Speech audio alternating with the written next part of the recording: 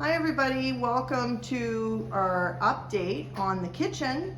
We're going to get started at the most important spot, which is our menu. So I just want to point out, for those of you who are not familiar with how we plan, the menu is always going to be located directly to the right of the fridge. It is very, very important for you guys to follow this menu. I lay it out so that we offer a good variety. We're not offering the same sorts of food every day, and that we kind of rotate between chicken and beef and pasta and vegetarian. So unless you notice that something is missing in the freezer, I really, really need everyone to stick to this menu.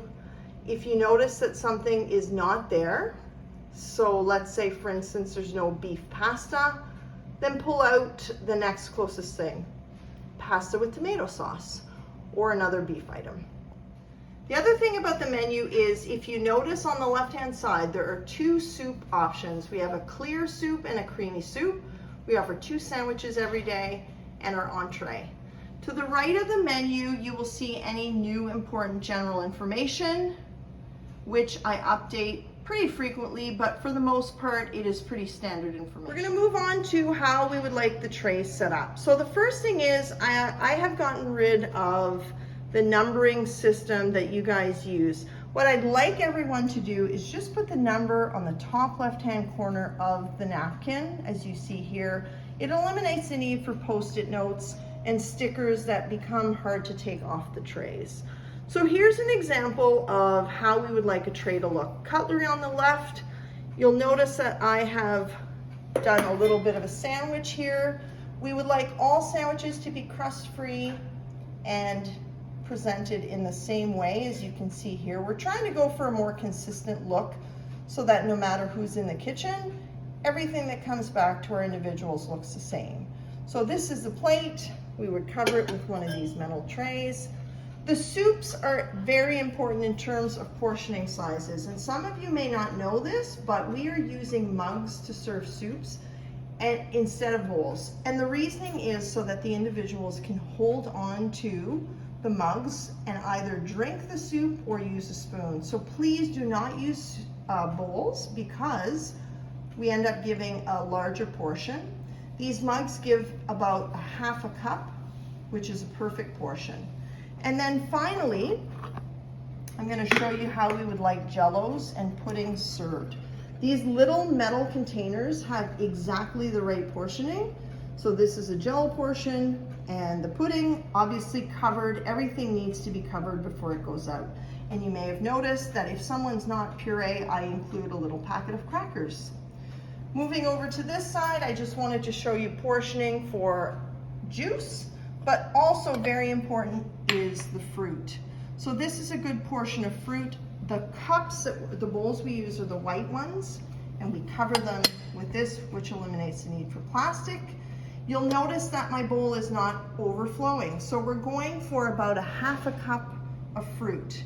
Now, when it comes to fresh fruit, I do want to remind people that we would rather you not use fresh fruit when making smoothies. Our freezer is full of frozen fruit, which is more affordable when it comes to making smoothies. So please only keep the fresh fruit for when we are using it to serve individuals fruit. Our final update will be the dishwasher portion for today. Now, some of you have been told in the past that this is not a dishwasher, that it's only a sanitizer. It is in fact an actual dishwasher. It has rinse agent as well as detergent. Very important that this detergent, the red liquid, is always full. So if you notice that it looks empty, please replace it, because that's what washes the dishes. Now, the other thing is the dishwasher temperature over here on wash should only be run, the dishwasher should only be run if it's above 150.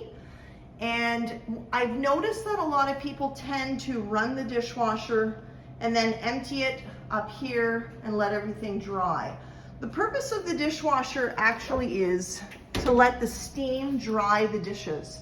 So if you open the dishwasher after the cycle has finished and let the steam dry the dishes, you will not have to move all the dishes up there. It'll give you a little bit less work to do, and it's actually the intended purpose of the dishwasher. So The only thing you should need to put up there, as you can see, are plastic items that may not have dried through the steam. Our final piece for today is just going to be a general reminder of putting the pull date. So I just want to indicate to you how the fridge is organized so that everyone is consistently putting things away in this way. So jellos, puddings, soups.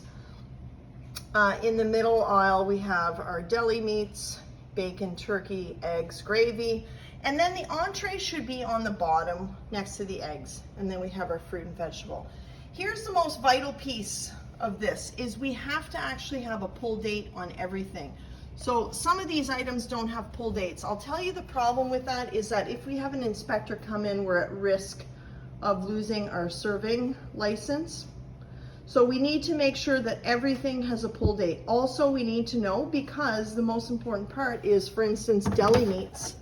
We don't know, if you don't have a pull date on the bag, we don't know how long they've been in the fridge. So it's very, very important for that piece to be included on everything in the fridge. Thank you.